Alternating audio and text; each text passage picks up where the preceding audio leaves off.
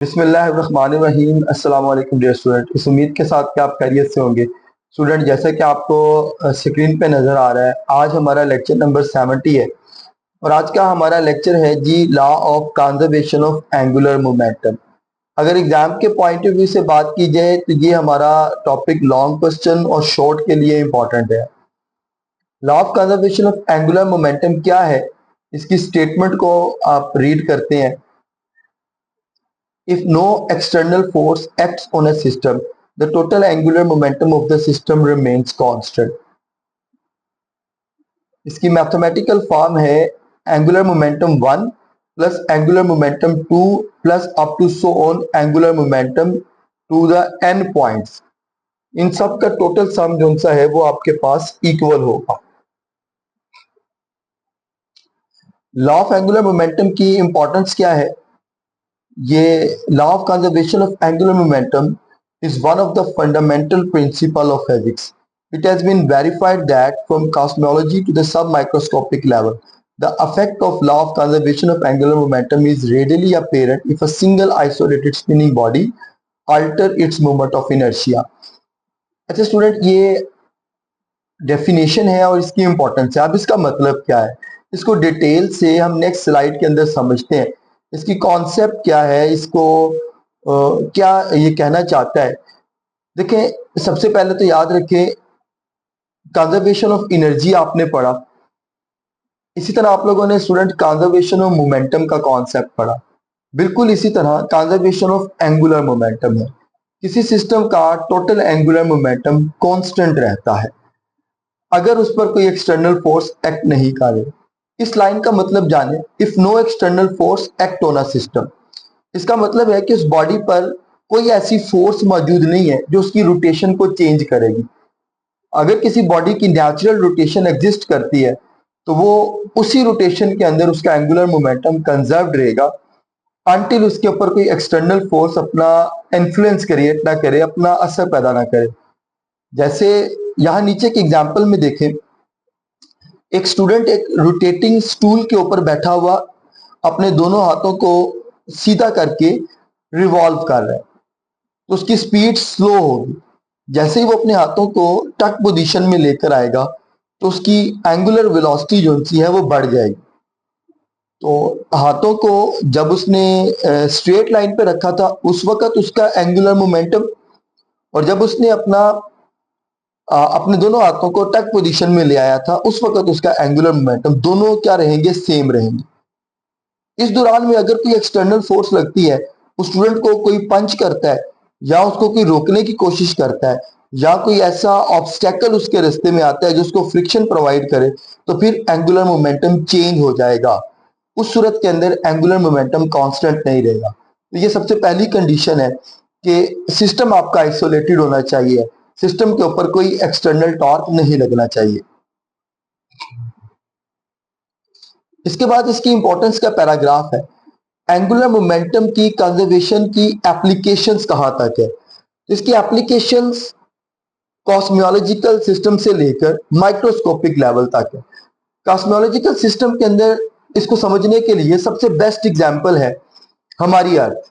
हमारी अर्थ एक specific angular velocity के साथ अपने ऑर्बिट के गिर्द भी रिवॉल्व कर रही है और अपने एक्सिस के गिर्द भी स्पिन कर रही है।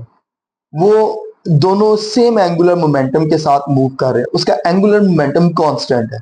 अगर ऐसा ना हो तो अर्थ अपनी एंगुलर वेलोसिटी की स्पीड को मेंटेन नहीं कर पाएगा और हमारा यहाँ पर एक स्टेबल और एक अच्छी जिंदगी गुजारना पॉसिबल नहीं रहेगा। तो अर्थ की स्टेबिलिटी के लिए अर्थ का एंगुलर मोमेंटम कांस्टेंट होना बहुत इंपॉर्टेंट है। तो जितने प्लैनेट्स हैं जो सोलर सिस्टम के अंदर रिवॉल्व कर रहे हैं उन सब का एंगुलर मोमेंटम कांस्टेंट है। वो एक कांस्टेंट एंगुलर मोमेंटम के साथ अपने अपने ऑर्बिट के अंदर रिवॉल्व कर रहे हैं। इसी तरह सब माइक्रोस्कोपिक लेवल पर आ जाए तो एटॉमिक लेवल के ऊपर स्टूडेंट्स आप एग्जांपल कंसीडर करें एटम की। एक एटम के अगर स्ट्रक्चर की बात करें तो उस एटम के स्ट्रक्चर के अंदर न्यूक्लियस है, न्यूक्लियस के अराउंड इलेक्ट्रॉन है। तो हर इलेक्ट्रॉन अपने अपने ऑर्बिट के अंदर क्या कर रहा है? रिवॉल्व कर रहा है। वो अपने इलेक्ट्रॉनिक क्लाउड के अंदर मौजूद न्यूक्लियस के गिर्द चक्कर मुकम्मल करता है। तो हर इलेक्ट्रॉन का एंगुलर मोमेंटम कांस्टेंट रहता है, कंजर्व रहता है। इस सिलसिले से रिलेटेड जो केमिस्ट्री के स्टूडेंट है वो एक छोटा सा प्रूफ भी करेंगे क्वांटम के अंदर जाके, mvr is equal to NH/2 pi. ये बेसिकली पास्टुलेट ये बताता है कि total angular momentum remains constant. तो यहां पर एंगुलर मोमेंटम की जो इंपॉर्टेंस है वो बेसिकली यही है कि कॉस्मिकल लेवल से लेकर माइक्रोस्कोपिक लेवल तक अगर आप बात करें तो हर पॉइंट के ऊपर law of conservation of angular momentum conserve रहता है। ये कुछ इसकी एप्लीकेशन है। एटॉमिक लेवल पर इलेक्ट्रॉन्स की रेवोल्यूशंस है, यहाँ पर भी एंगुलर मोमेंटम कांस्टेंट रहेगा। एक बर्फ के ऊपर स्केटिंग करने वाला जो स्पोर्ट्समैन है वो भी अपने एंगुलर मोमेंटम को कंजर्व करता है, चाहे वो बर्फ के ऊपर सर्कुलर पाथ में स्केट कर रहा हो, चाहे वो अपने एक्सिस के गिर्द स्पिन कर रहा हो। इसी तरह ओलंपिक्स के अंदर अक्सर आपने देखा होगा कि एक स्पोर्ट्समैन जो सा है वो अपनी कमर के गिर्द पाइप को रिवॉल्व कर रहा होता है, तो वो भी अपना एंगुलर मोमेंटम कांस्टेंट रखता है। इसी तरह जितने प्लैनेट्स हैं उन सब का एंगुलर मोमेंटम क्या रहता है, कांस्टेंट रहता है। तो ये जितनी एप्लीकेशंस जो मैं यहाँ पर आपको काउंट करवा रहा हूँ ये सारी इस बात का प्रूव है कि एंगुलर मोमेंटम का कांस्टेंट रहना कितना इंपॉर्टेंट है। अगर किसी सिस्टम के अंदर एंगुलर मोमेंटम कांस्टेंट नहीं रहता तो इसका मतलब क्या है? इसका मतलब है कि वहां पर एंगुलर वेलोसिटी यूनिफॉर्म नहीं है। और कोई बॉडी यूनिफॉर्म एंगुलर वेलोसिटी के साथ क्या सर्कल के अंदर अपनी मोशन को या स्पिन के अंदर अपनी मोशन को मेंटेन कर सकती है? ये वो सवाल है जो मैं यहाँ पर आप स्टूडेंट्स के लिए यहाँ पर लेफ्ट कर रहा हूँ। इसका आंसर आप लोगों ने तलाश करना है और मुझे कमेंट सेक्शन में नीचे बताना है। तो देखिए स्टूडेंट, इसका जो बुक के ऊपर पैराग्राफ है वो आपके सामने है। The law of conservation of angular momentum is one of the fundamental principle of physics.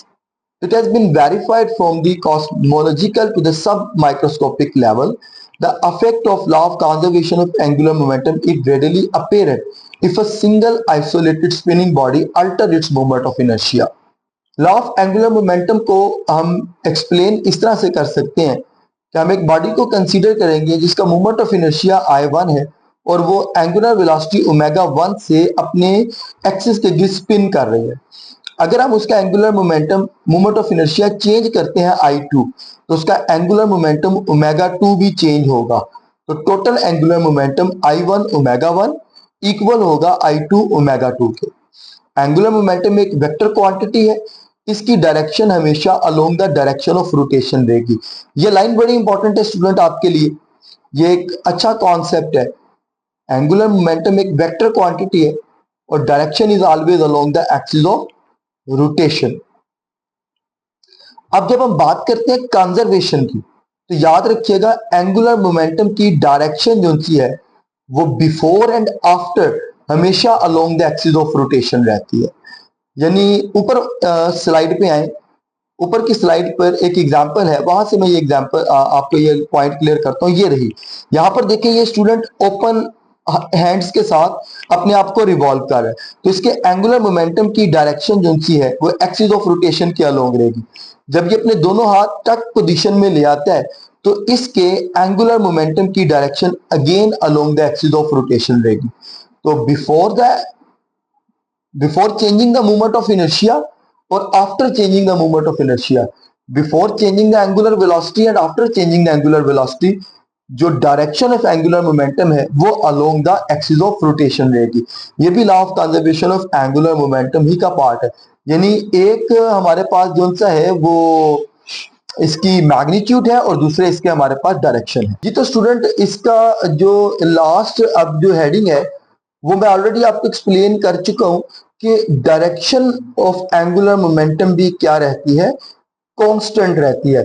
अब इसमें एक्सटर्नल टॉर्क का जो फैक्टर है वो भी यहां पर कंसीडर करेंगे आप कि अगर किसी बॉडी में उसकी रोटेशन के दौरान उस पर एक्सटर्नल टॉर्क लगाई जाएगी तो उसका एक्सिस ऑफ रोटेशन भी यूनिफॉर्म नहीं रहेगा, उसका एक्सिस ऑफ रोटेशन भी चेंज होगा और वो एक्सिस ऑफ रोटेशन चेंज होने से भी उसका एंगुलर मोमेंटम कांस्टेंट नहीं रहेगा। तो ये बड़ी इंपॉर्टेंट बात है, इसको लाजमी आप लोगों ने अपने टॉपिक के अंदर शामिल करना है और इसको हाईलाइट करके लिखना है।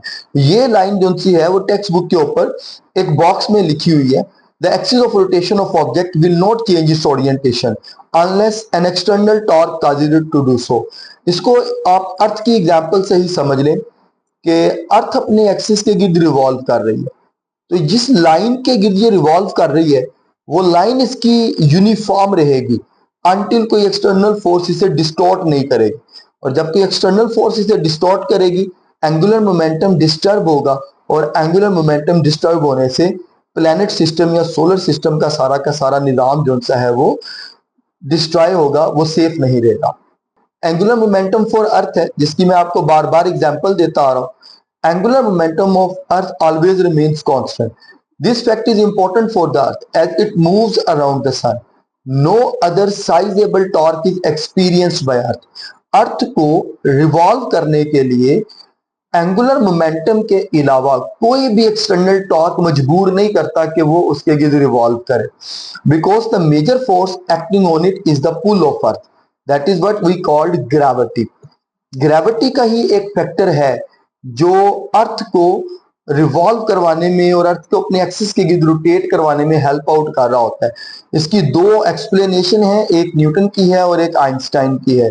The earth axis of rotation therefore remain fixed in one direction with reference to the universe around the earth. जैसे मैंने आपको स्टार्टिंग में बताया कि अर्थ अपने फिक्स ऑर्बिट के गिर्द रोटेट भी कर रही है और जिस एक्सिस के गिर्द वो रिवॉल्व कर रही है इसका वो एक्सिस भी कांस्टेंट है। तो ये यूनिफॉर्म एंगुलर मोमेंटम के साथ अपने एक्सिस के गिर्द रिवॉल्व भी करती है और रोटेट भी करती है। तो एंगुलर मोमेंटम की इंपॉर्टेंस तो आपको यहीं से स्टूडेंट वाजिया हो जाएगी कि ये कितना इंपॉर्टेंट फैक्टर है। ये हमारा टॉपिक जो सा है वो यहाँ पर कंप्लीट है। आगे इसकी एप्लीकेशन है, एप्लीकेशन इंशाल्लाह जो हैं वो मैं अपने नेक्स्ट लेक्चर के अंदर शामिल करूंगा। एप्लीकेशंस भी एंगुलर मोमेंटम की, दरअसल एंगुलर मोमेंटम की इंपॉर्टेंस ही को बताने के लिए। तो आज के इस लेक्चर को मैं यहाँ पर क्लोज कर रहा हूँ। इंशाल्लाह हम नेक्स्ट लेक्चर में मिलते हैं। आज की इस वीडियो से सिर्फ इतना ही। अल्लाह हाफिज।